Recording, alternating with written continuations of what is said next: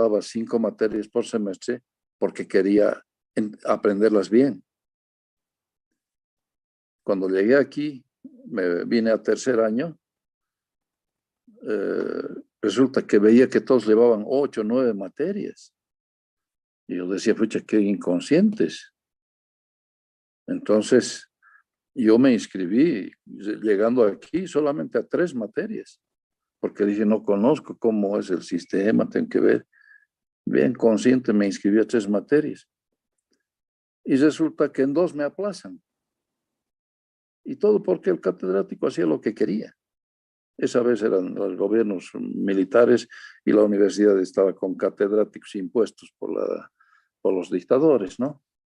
Entonces hacían lo que querían. Seguramente que ni revisaban exámenes y ponían nota como les daba la gana.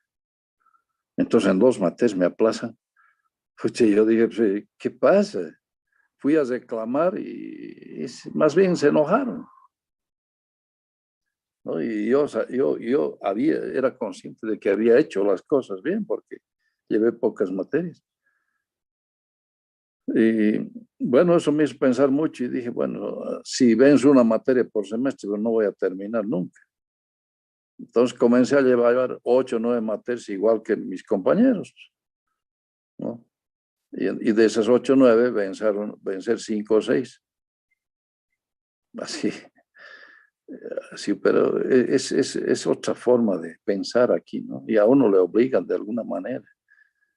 Yo no iba a terminar nunca, pero eso ha sido en esos tiempos donde los docentes eran impuestos por la dictadura. Ninguno había ganado por concurso de méritos, nada. Ahora también hay malos docentes, ¿no? Pero eh, ya es algo mejor. ¿Ya? Bueno, seguiremos con esto de trabajador inquilino. El que ha llegado como migrante busca un trabajo y consigue un trabajo.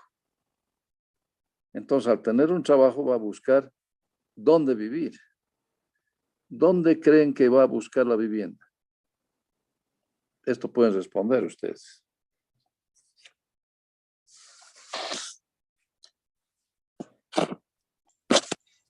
Ingeniero, cerca de su fuente laboral. Exactamente. ¿Cuál es tu nombre? José Quispe. José Quispe. Ingeniero. Ya, gracias. Entonces, miren, estamos hablando de criterios de selección para la localización de la vivienda. En principio, el que consigue un trabajo va a buscar una vivienda cerca a su trabajo para ahorrar en transporte, ¿no? Básicamente, tiempo y dinero, ¿no? Para ahorrar tiempo y dinero, porque no le interesan las condiciones de la vivienda. No le interesan las condiciones de la vivienda, porque lo que le interesa es tener un ingreso, un trabajo. Entonces, un cuartito puede alquilarse pequeño, incluso que casi no entre la luz. Y lo va a adornar, ¿no? Lo va a adornar las paredes. La gente, no ve los periódicos, sacaban en la página central al Strong, al Bolívar, y los periódicos más sensacionalistas sacaban chicas en bikini o algo así. Esos son los adornos que ponen en sus paredes. El migrante, ¿no? Que tiene su vivienda, es un cuartito nomás. Entonces las paredes le pone ahí el Strong, el Bolívar o chicas, así, ¿no? No importa las condiciones de la vivienda, lo importante es que tenga un techo, porque al final va a pasar unas horas nada más ahí. Pero es importante tener ese techo. ¿Alguna vez se han visto en algún lugar donde no tenían dónde llegar y no sabían qué hacer? Es desesperante. Es desesperante, ¿no? Y para un migrante que viene de un pueblo, llegar a una ciudad, esa ciudad es grande, ¿no? Y pues es muy importante el techo, el lugar donde llegar, tener un lugar.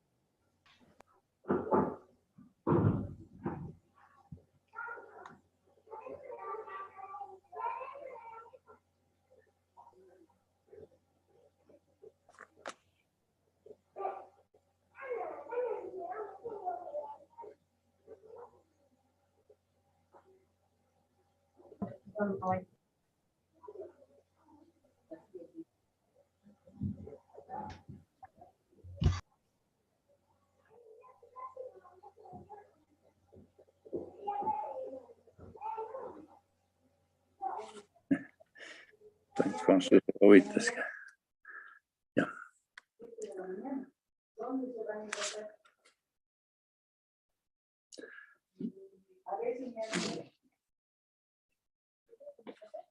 Sí.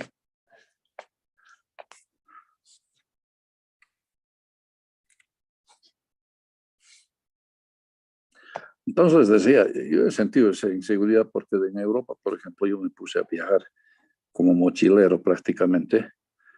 Entonces buscaba, alguna vez viajaba de noche en el tren y de día paseaba, ¿no?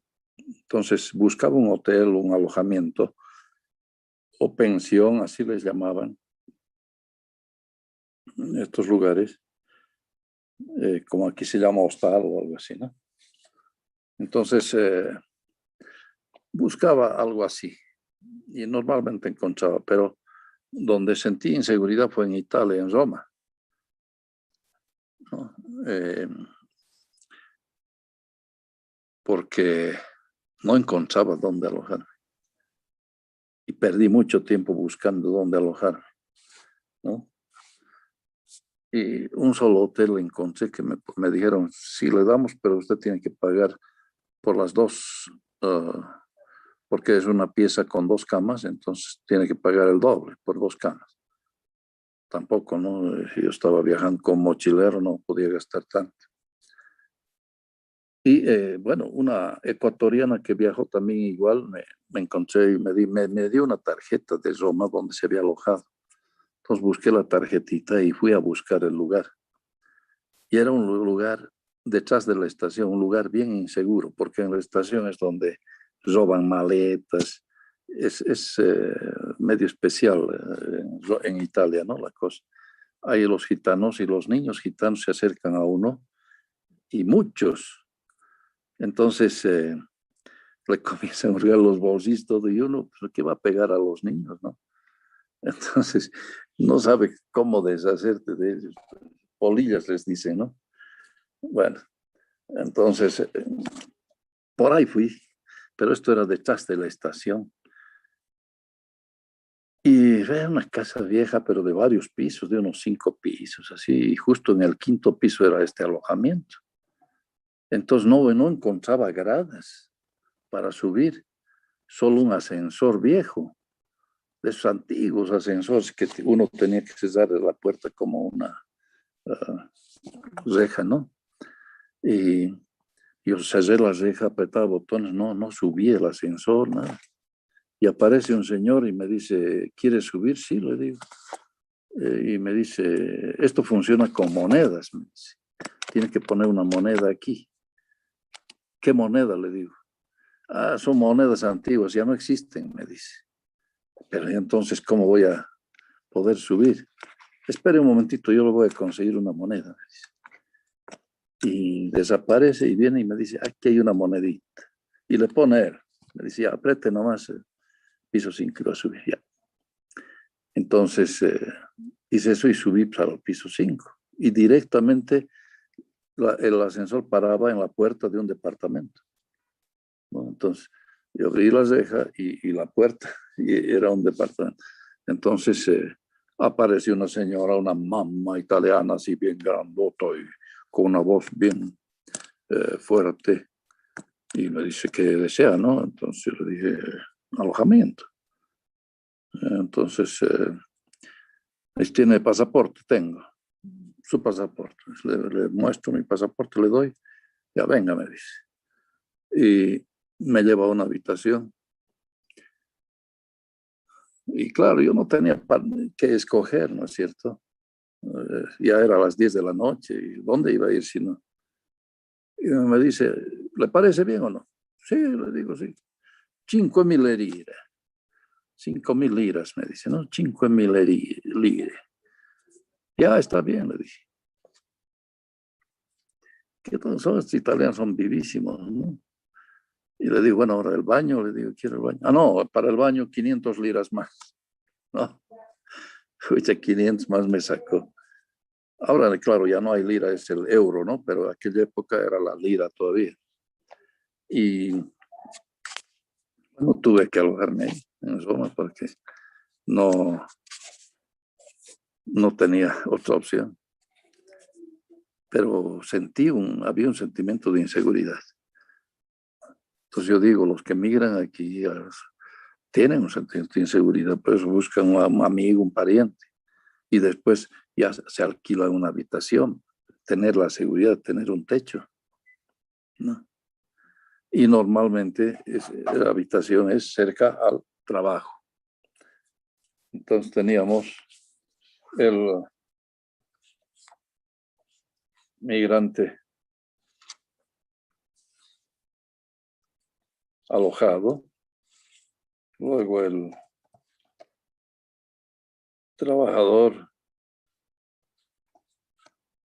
inquilino, ¿no? Eso.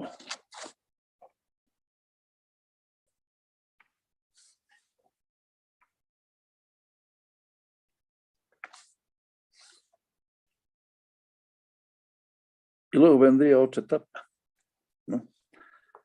Ese trabajador inquilino, que es inquilino, vive en una habitación, no importa que sea húmeda, no importa que tenga muchas deficiencias, lo que le interesa es tener un techo donde llegar después del trabajo, ¿no?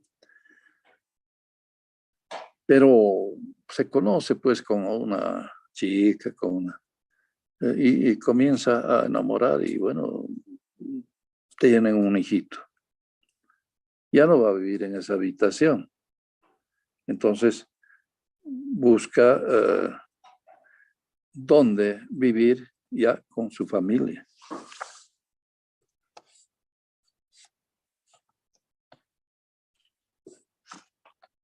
Y ocupa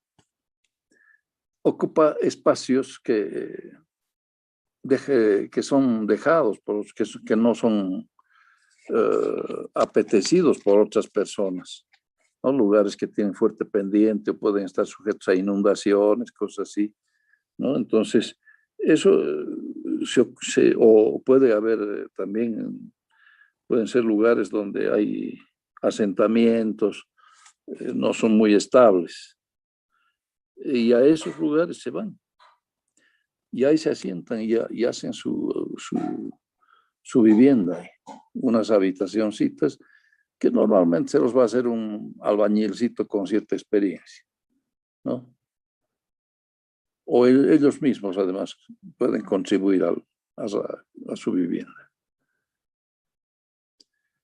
Entonces se convierte en un habitante marginal, pero todavía no está integrado a la ciudad. Le falta una etapa más.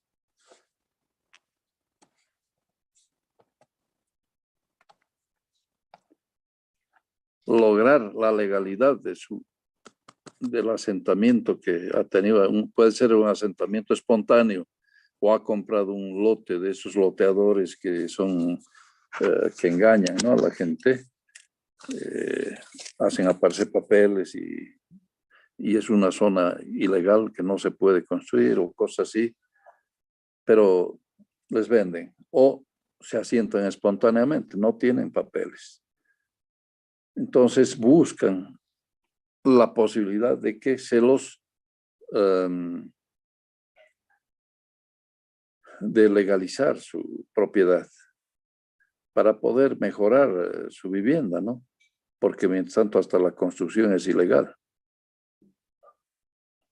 Sí pueden ir poniendo sus nombres al chat, por favor, comenzando por su apellido, para que alguno de ustedes me envíe.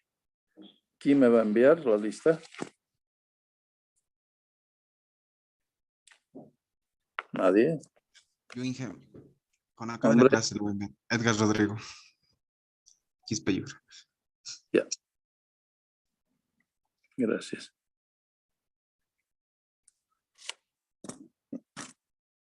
Entonces, la gente que vive de esta manera, como habitante marginal, es muy insistente, persistente. Piden que se les dé servicios, electricidad. Eso llega más fácil, ¿no? La electricidad es más fácil conseguir, pero después pide agua, alcantarillado, accesibilidad, porque a veces ni siquiera hay vías de acceso. Los materiales tienen que cargarlos a mano, ¿no? Entonces, piden esa accesibilidad,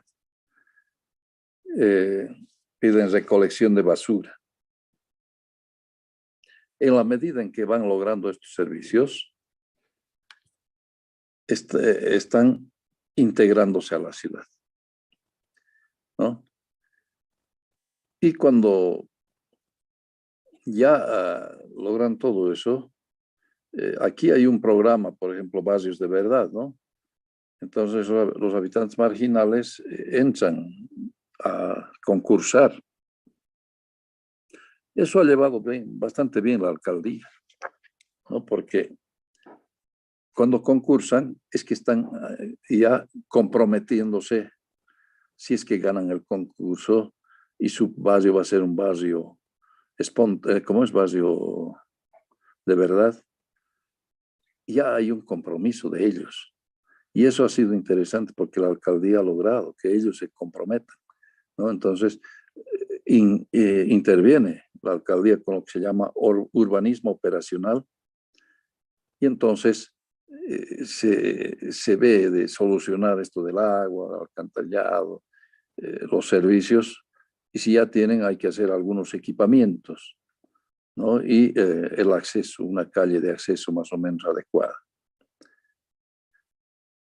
Entonces, pero hay los propietarios, los habitantes de estos barrios se comprometen también a ceder a algunas cosas, tal vez parte del terreno que están ocupando por necesidades de la misma urbanización que se está gestando ahí, ¿no? Entonces, y bueno, se comprometen a varias cosas. Y entonces, ¿qué pasa? El municipio les legaliza las propiedades, les legaliza y entonces ya ese propietario legal puede mejorar la calidad de su vivienda, puede aumentar habitaciones, ya tiene los servicios, puede hacer más cosas, ¿no? Entonces, ahí podemos decir que ese migrante se ha integrado a la ciudad.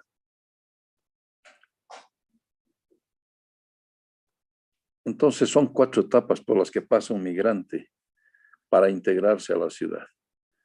Y ahí está, entonces, en estas etapas podemos ver la vivienda. En principio, es un migrante que no tiene trabajo, se aloja donde un vecino, donde un pariente, un amigo, ¿no? No importa dónde sea, pero la cosa es tener el techo. Después, ya es trabajador, va a buscar una vivienda cerca de su trabajo. Después ya tiene una familia, busca una vivienda en esos barrios espontáneos que surgen, ¿no? En los lugares desechados por los que tienen más recursos. Entonces, los lugares que tienen problemas de pendiente, de inundaciones o de estabilidad. Y entonces, ahí está ubicada la vivienda. Y finalmente, cuando ya logran legalizar todo eso, ya entonces esa es su vivienda y ya saben, ya están integrados a la ciudad. Terminaron sus etapas de integración a la ciudad.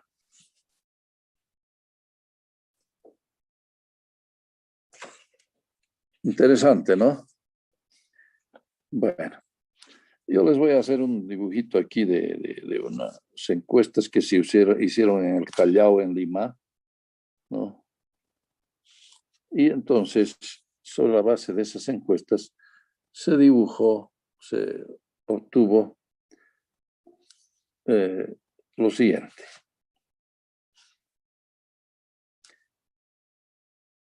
Voy a ponerle los nombres después, ¿ya?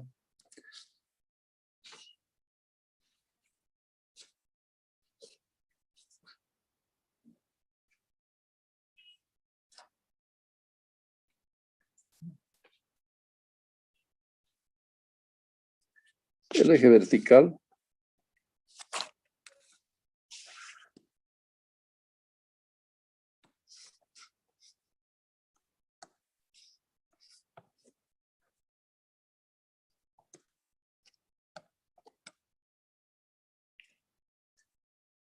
importancia para la población. El eje horizontal, nos vamos a poner en el eje horizontal nivel de ingresos. Nivel de ingresos. Luego, el rojo,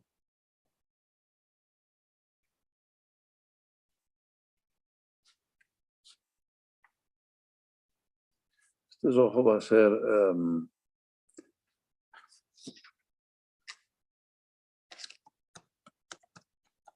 acceso al empleo.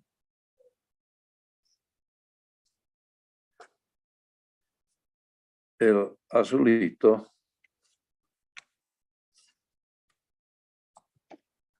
cuadro de vida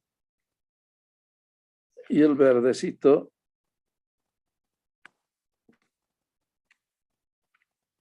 le vamos a poner como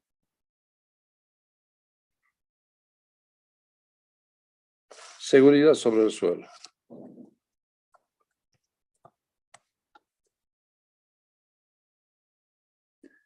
Seguridad sobre el suelo, ¿no? Entonces, este es acceso al empleo.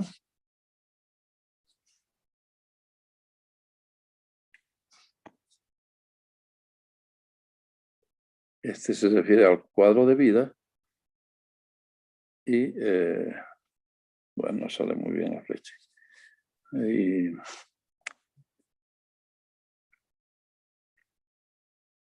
esa es seguridad sobre el suelo. ¿Ya? Estas encuestas se hicieron para ver qué podían obtener de información de la población que vivía en el Callao, que es normalmente población pobre, ¿no?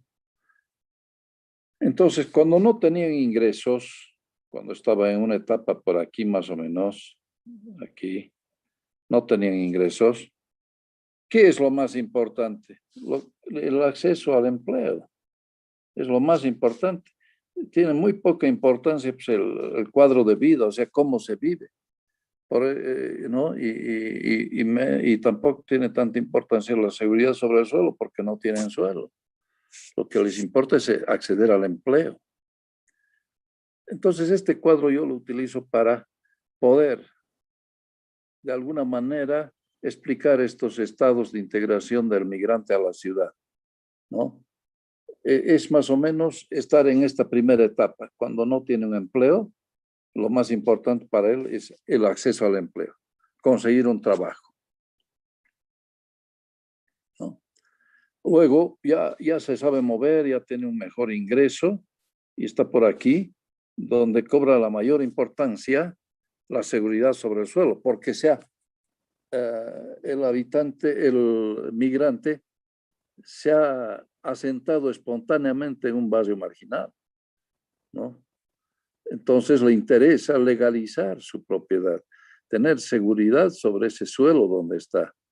Entonces, ahí cobra más importancia el acceso al empleo y disminuye un poco lo que es es decir, ahí cobra importancia la seguridad sobre el suelo y disminuye en importancia el empleo porque ya saben moverse, ya saben cómo obtener los ingresos, ¿no? Para vivir. Entonces, va cobrando más importancia el lograr la seguridad sobre el suelo y también va cobrando un poco más de importancia el cuadro de vida, es decir, cómo vive.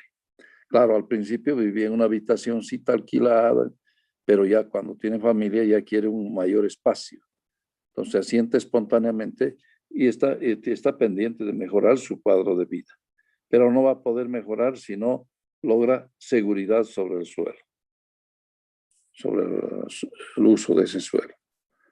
Y ya cuando ya sabe moverse, ya tiene un ingreso más o menos eh, suficiente y ya ha logrado la seguridad sobre el suelo, cobra importancia el cuadro de vida. Es decir, mejorar el marco de su existencia, que quiere decir mejorar su vivienda, más habitaciones, tal vez se quiere lavandería y cosas así. Entonces, puede hacerlo porque ya el suelo es de él y puede hacerlo. Entonces, lo más importante para él es mejorar ese cuadro de vida, ¿no? Y disminuye de importancia la seguridad sobre el suelo porque ya la tiene y el acceso al empleo, porque ya sabe cómo conseguir. Entonces, este grafiquito que lo hicieron en Lima en base a una encuesta nos sirve a nosotros, no se ha hecho para lo que yo les estoy explicando, pero nos sirve también para entender estas etapas del migrante, ¿no?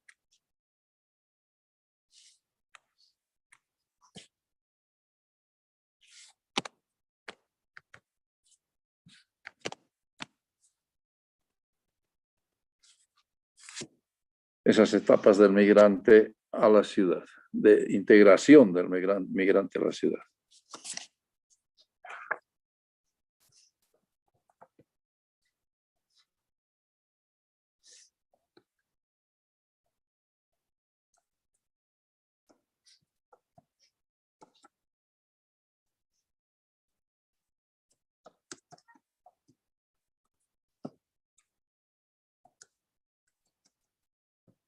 ¿No? Etapas de integración del migrante a la ciudad.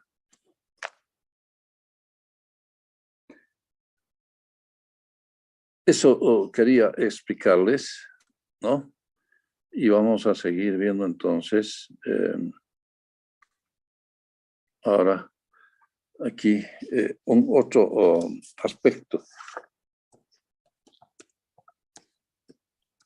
El valor del suelo, ¿no?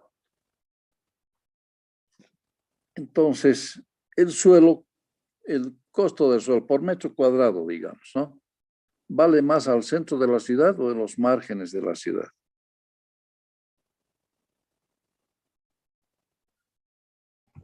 Al centro de la ciudad. ¿Sí? Ya, ¿cuál es su nombre? Cuevas Juan. Juan y Cuevas. Ya, ¿por qué? Porque ahí hay más desarrollo, ¿sí? Se puede decir. Hay más actividad económica, ¿no? Así, más actividad económica. Sí. Entonces, más o menos la cosa se plantea de esta manera.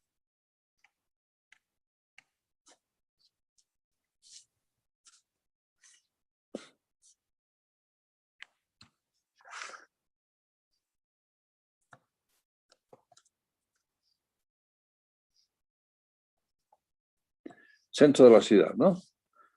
Y entonces,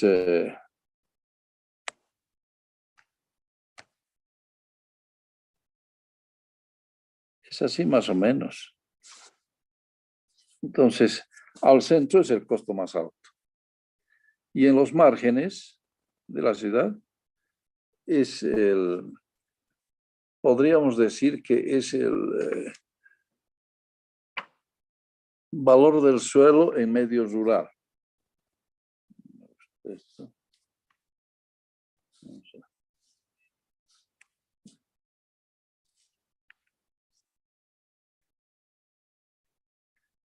Entonces aquí este es el...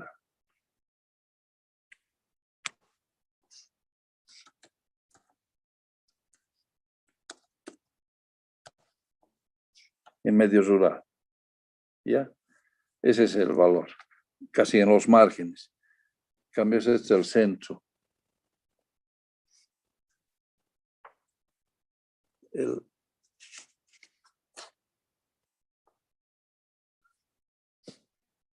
Aquí le vamos a poner un nombre.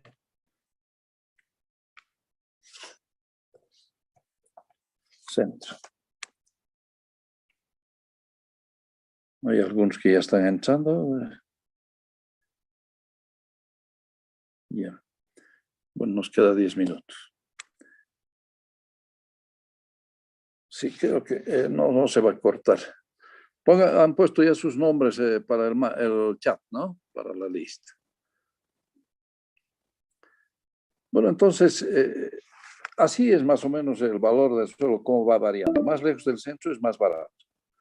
Hasta que se llega a los márgenes de la ciudad, a los bordes, ahí el valor del suelo es equivalente al medio rural, al valor del suelo en medio rural. Pero aquí viene algo interesante. ¿Qué pasa si la ciudad crece?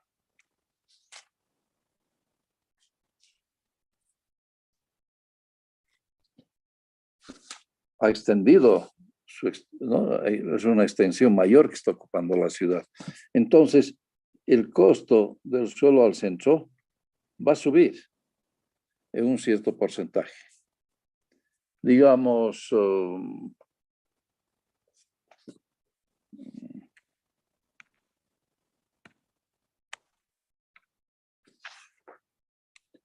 20% o 30%, ¿no? Pero en los márgenes,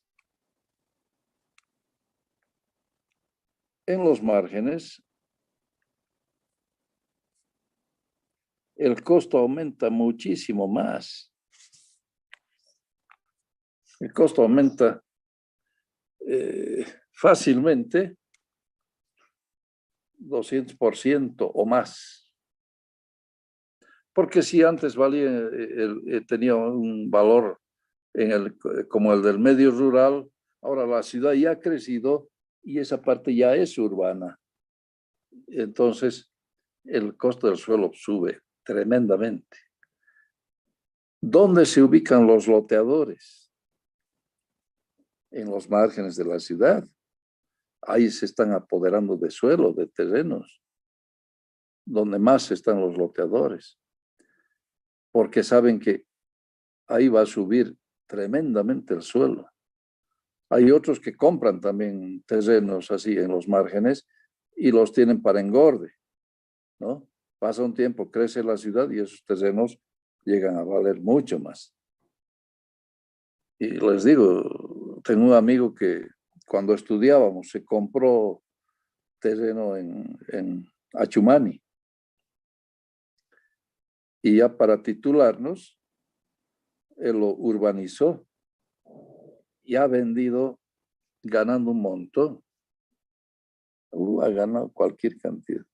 Pero eso es tener visión también, ¿no? Pues él ha pensado seguramente. Y así hacen algunos, ¿no? Compran para engorde. En 10 minutos se corta y ya no vamos a entrar. Ahí vamos a terminar. ¿Ya?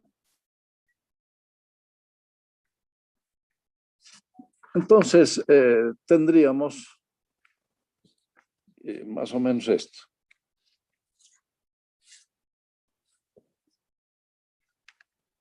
El costo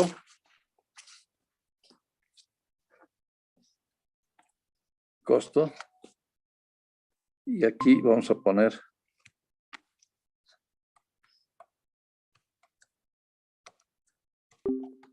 distancia al centro. Entonces, si estamos en el centro, el costo es el mayor. No, este está mal. O sea, Es así más o menos. Entonces, a medida que la distancia al centro es mayor, va disminuyendo el costo, es menor el costo. Pero eso es cuando estamos hablando de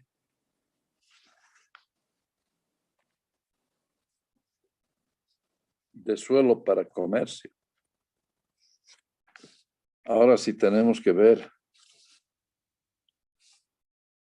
para oficinas, ¿no? Entonces,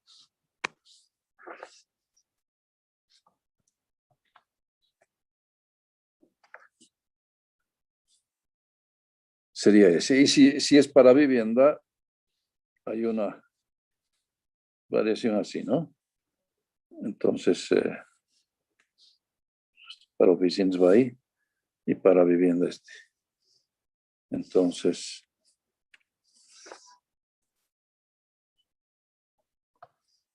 bien. Entonces, la distancia al centro es importante. Cuanto más lejos del centro, el suelo, el costo va a bajar, ¿no? Por eso mucha gente se va a vivir lejos porque el costo del suelo para vivienda es menor, ¿no? Y esto que les estoy mostrando es importante porque con esto vamos a sacar conclusiones. ¿Cómo podríamos hacer que el costo del suelo no aumente si mejoramos la relación de zonas alejadas con el centro?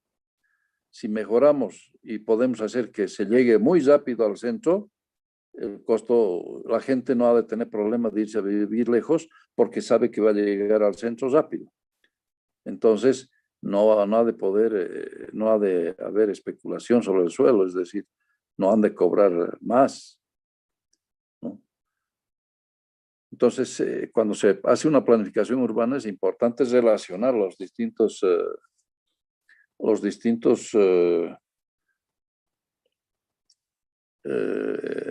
lugares, barrios alejados al centro, ¿no? Esa es una medida, pero vayan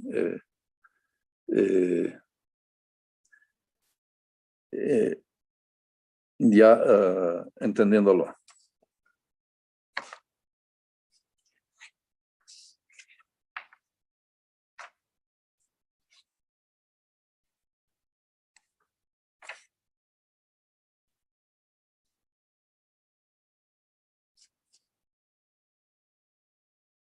Entonces los valores de la periferia aumentan proporcionalmente mucho más que al centro de la ciudad. Si al centro de la ciudad aumenta 20%, 30%, y a los márgenes de la ciudad va a aumentar 200%, ¿no? Entonces, los especuladores de suelo se sitúan en los bordes de la ciudad, los extremos de la ciudad, ¿no? Porque ahí van a obtener ganancias tremendas. Y vean que ahora hay juicios y hay ventas de terrenos, tienen 2, 3 propietarios de estos terrenos porque engañan además, ¿no? Y la gente va comprando. Y la ciudad, lo lastimoso también es que la ciudad está creciendo sobre espacios agrícolas. Entonces, esos suelos que eran fértiles, que eran adecuados para criar cierto tipo de ganado, etcétera, entonces ya no son posibles de utilizarlos, porque la ciudad ha crecido. En las lomas de Achumani, por ejemplo, eso pasa. Hay barrios cerrados, ¿no? Hay urbanizaciones cerradas, casitas, etcétera, que son gente que tiene recursos, y ahí están criando vaquitas y están ordeñando y están vendiendo la leche, ¿no? O sea, hay agricultores mezclados con gente que ya ha comprado terrenos y está construyendo, incluso, como les digo, urbanizaciones cerradas.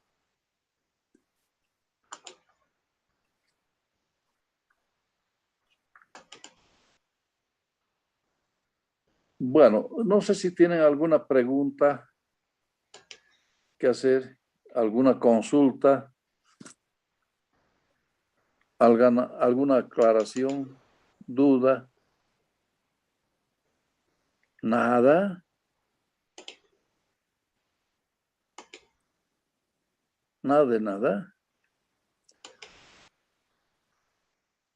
¿Saben qué? Yo les voy a dar una idea. Consíganse una piedrita de acuerdo al tamaño de sus pecados, ¿no? Pero que no les vaya a pasar como a Judas, porque Jesús les dijo, no, levanten una piedra y vamos a caminar. Y Judas nosotros una piedrita chiquitita y otros una piedra grande, no sabían para qué era, ¿no? Y cuando llegan a un lugar, dice, Jesús les dice que las piedras se conviertan en pan. Entonces, pues felices, todos los que habían cargado piedras más grandes tenían pan más grande. Y Judas se queda con un pedacito chiquito, ¿no? Un pancito chiquito. Entonces, en otra ocasión, Dios les dice, o Jesús les dice, cojan una piedra para caminar. Y Judas alza una piedra grande, ¿no? Y camina así. Y entonces llega a un cierto lugar para descansar y Judas estaba esperando que diga, pues se convertirá en pan. Y Jesús les dice, hoy traje sándwiches y les repartió los sándwiches y la piedra ya no se convirtió. Entonces Judas se quedó arruinado, ¿no?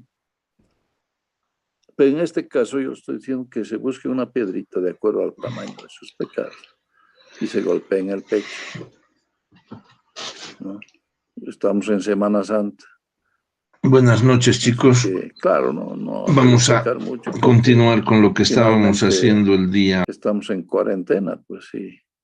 No hay boliches, no hay discotecas. Así que una piedra pequeña nomás. Que les vaya bien, jóvenes. Mañana es Viernes Santo. El sábado